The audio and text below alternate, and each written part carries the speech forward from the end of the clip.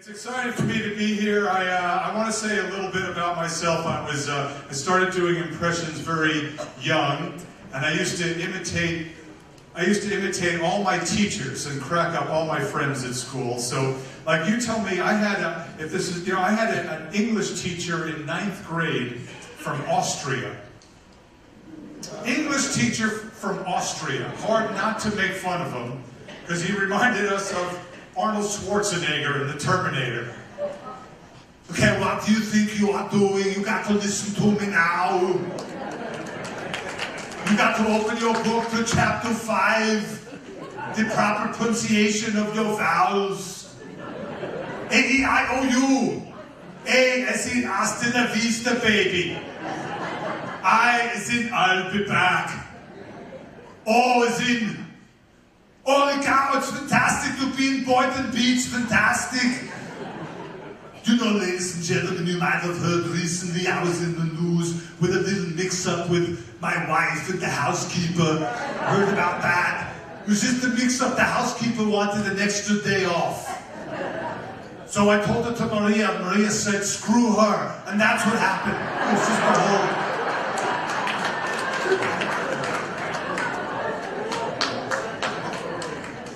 So I would make fun of all these teachers in different ways. You know, I'd see them as these movie stars, and they thought maybe to cure me, they would send me to the school guidance counselor. Now, this guy back then was a big burly guy from the South. Now you'd say he's like a Dr. Phil. So,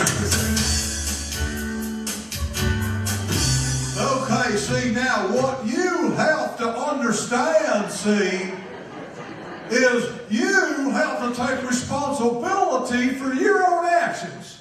And sometimes that can be painful. Ken Block, I want you to be honest with me, but most of all, I want you to be honest with yourself. I want you to get excited about your life. Because if you don't think what you did is wrong, somewhere there's a village who's missing their idiot. How's that working for you? Got to make yourself look better to feel better. Take my wife, Robin. She did a little procedure. She took some fat from her rear end. She injected it into her lips. Seems she found one more way for me to kiss her butt. Do you believe that? So one thing that I liked back then was the history class at school, because I used to study all the presidents of the United States, and they're all remembered for at least one signature saying. I'll do usually like Kennedy through the president. We'll just, because of time, we'll start with maybe Carter. It's like, hi, this is Jimmy Carter. It's great to be here. You know, I had lust in my heart. And a brother Billy who peed on everything. And then we had Reagan.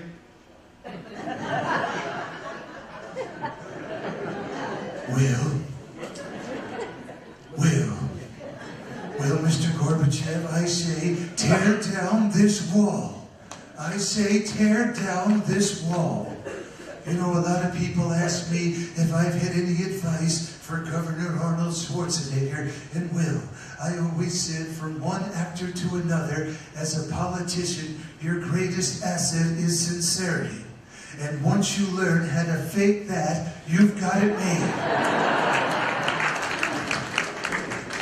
And it's time for George Bush Sr. Read my lips. No new taxes. Not gonna do it, wouldn't be prudent. Helped my son George W. out where I could. Helped him out with foreign affairs. Told him what was going on in Greece. Said he was very familiar with that musical.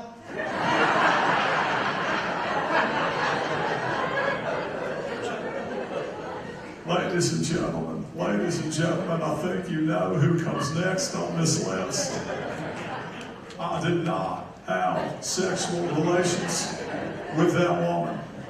And you know who I'm talking about. Hillary, that's right. I feel your pain, I do.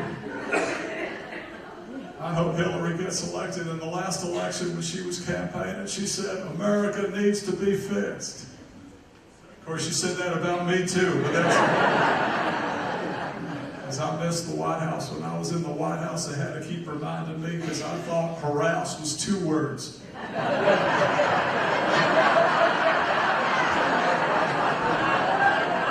explain that? Are you okay?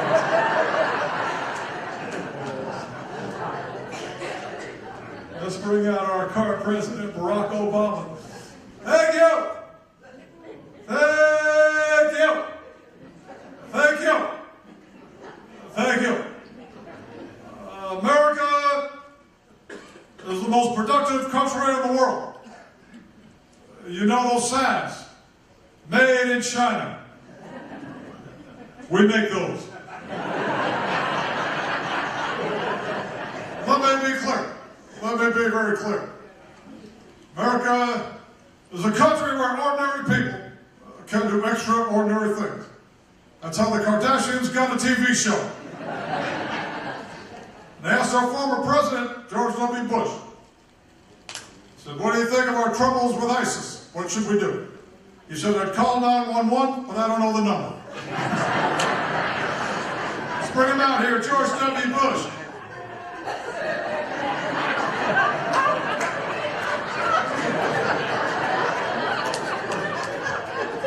Thank y'all. Thank y'all so much. It's great to be here. Great to be back with you. I feel pretty good today. I just finished a jigsaw puzzle in record time. See, the box said 3 to 5 years, but I did it in a month.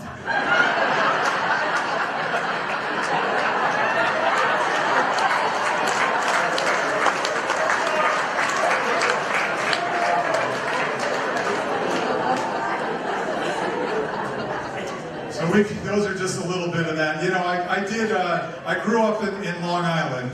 And, so a lot of you will know, my parents took me, starting as a teenager, to the Westbury Music Fair. And that's kind of how I got hooked on doing this. And the first guy that I saw, that I still think is the best that I ever saw live, Buddy Hackett.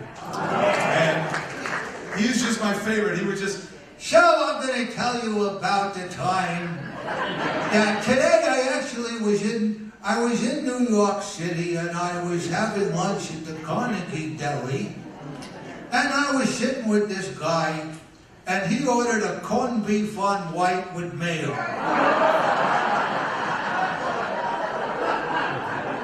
I looked at him, I said, don't you know every time somebody orders a corned beef on white with mayo, somewhere in the world, a Jew dies.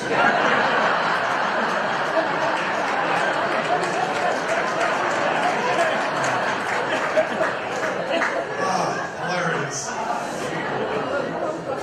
This young honeymoon couple, they went to a cemetery to fool around, and they made love on top of a flat tombstone. And the next day she complained of backache, so she go to the doctor. He asked her to disrobe.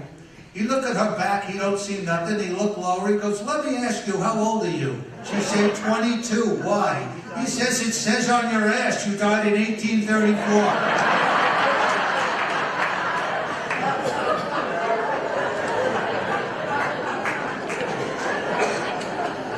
So I saw Rodney Dangerfield there. I tell you, Rodney Dangerfield, no respect at all, okay?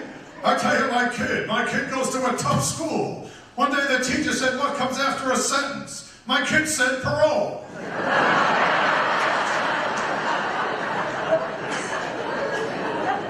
Now my wife, she's afraid of the dark. Then she saw me naked. Now she's afraid of the light. I saw Jackie Mason there. This is a fantastic thing. This is an unbelievable, fantastic thing. I talk to people on the street. I realize everybody has an opinion. Everybody has an opinion. Like me, I think my girlfriend is the most beautiful girl on the whole world, but my wife, she don't think so. So Regis Philbin there. Regis, I can't believe you're talking to me. I don't even have a job. Hear about this? I was telling my wife Joy this morning, did you hear about the guy who went into the psychiatrist's office wearing nothing but underwear made out of saran wrap? Psychiatrist looked at him, he said, I thought you were crazy, but now I can clearly see you're nuts! I'm out of control!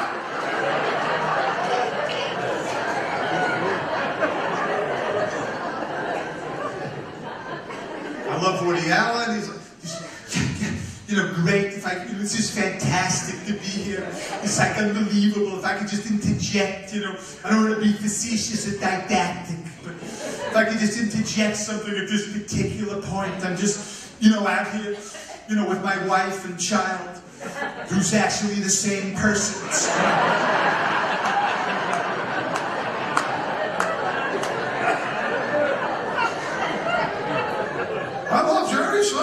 Jerry Schweinfeld, unbelievable. George, just take a drug test. You pay him the cop, you're in, you're out, it's nothing. Okay, Jerry, baby. I tell you what I'm upset, Jerry, because no one in my family can pee on demand. We pee once a day, you miss your time, you wait till tomorrow. That's pressing, Jerry, right, Kramer? Oh, yeah.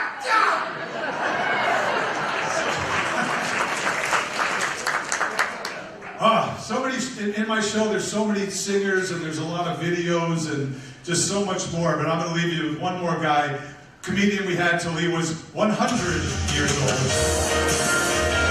Mr. George Curtis.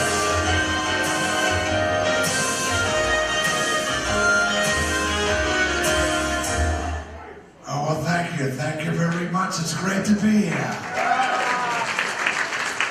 I feel pretty good.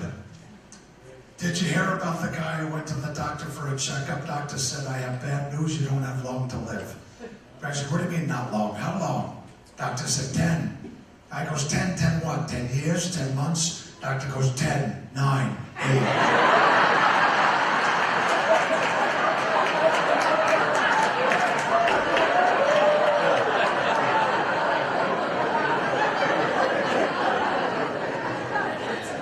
80-year-old woman gets married for the 4th time, and the local newspaper called her up to interview her. And they said, can we ask you what your current husband does? She said, well, he's a funeral director. And they said, can we ask you what your first 3 husbands did? She said, well, when I was in my 20s, I married a banker. When I was in my 40s, I married a circus ringmaster. When I was in my 60s, I married a preacher. And now at 80, I married a funeral director. I said, well, they all had such different careers. She said, well, I guess I married 1 for the money, 2 for the show, 3...